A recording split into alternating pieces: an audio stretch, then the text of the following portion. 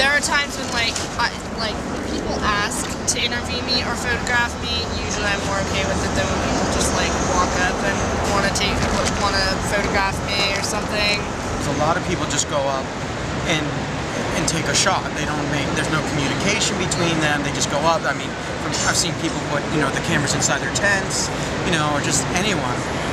Yeah. And I think that comes from a lot of, when you're starting out in journalism, there's a thing about get the shot no matter what. But for me personally, like after you've done a couple of these projects where it's people, you got to make that communication. You have that, because you're being very intrusive into people's lives, and they're really they really appreciate it if you ask, hey, can I come into your tent? Can you talk 5 minutes with them? Share a cigarette. Having a camera on you gets you through certain doors, lets you do certain things. But one thing that people don't realize is like if someone came up to your mom or your grandma, put a camera in their face, clicked it, and walked away, that's kind of rude. So it's very interesting to talk to them about how they would like journalists to be, more, maybe better and get along and everything.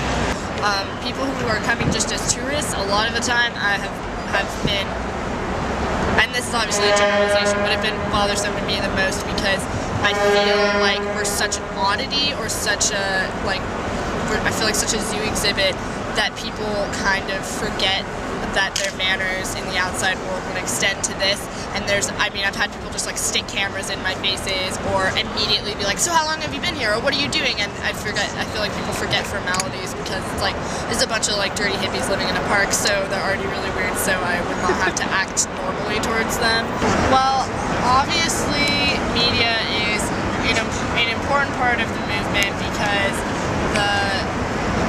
there's been a lot of favorable portrayals of the occupation and occupiers, and that does make people more supportive of us, I suppose.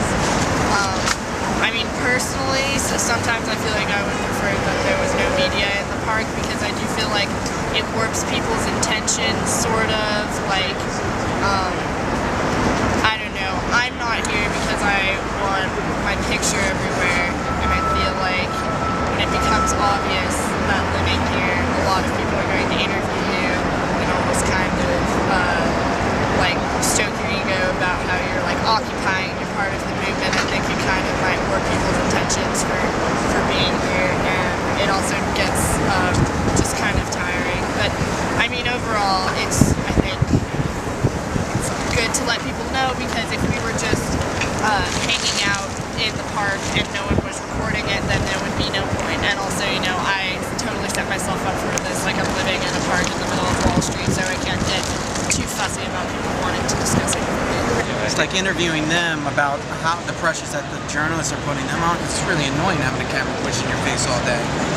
I'm self-motivated to document it, to just let everything go, to show people what's going on.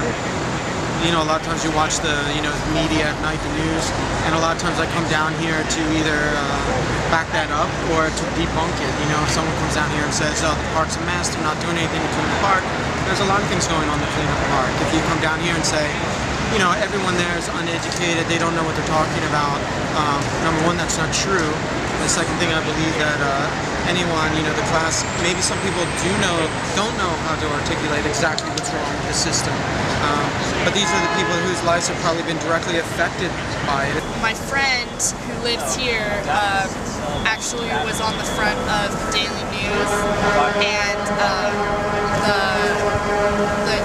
he's in college, but he lives here, and they just wrote this whole article about how his college was paying him to live in the first sentence was the crime-riddled frat house that is Zuccotti Park or something.